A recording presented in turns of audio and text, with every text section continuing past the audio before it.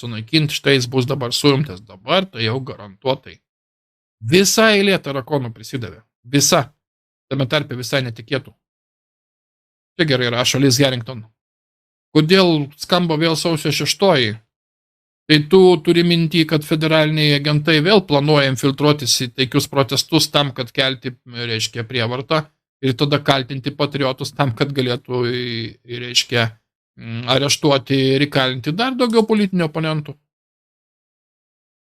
Vėl sausio 6, vėl skamba, vėl, reiškia, ir visur sausio 6, vėl jie prisidengdami šito naratyvų, reiškia, patys.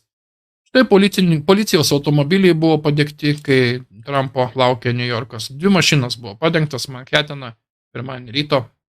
Motyvas yra neaiškus ir taip toliau, taip toliau.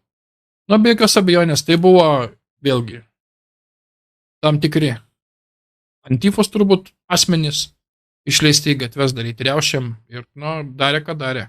Visi ruošėsi pilietiniam karui, suprantat. Visi ruošėsi užkurt pilietinį karą ir niekas nesivaržė.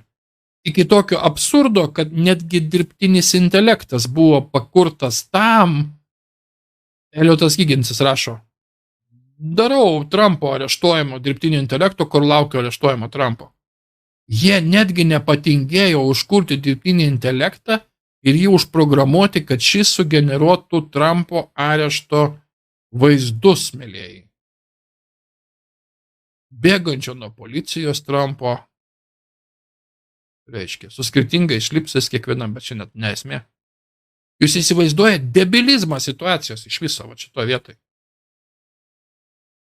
Tas pats buvo su Putinu. Irgi, mačiau, buvo kažkas pasidalinę čiate, kad dirbtinis intelektas areštuojama Putiną rodo.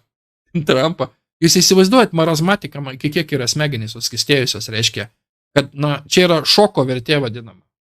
Tai yra tam, kad šokiruot visuomenę. Čia yra viskas daroma tam, kad išpūsti feikinį naratyvą.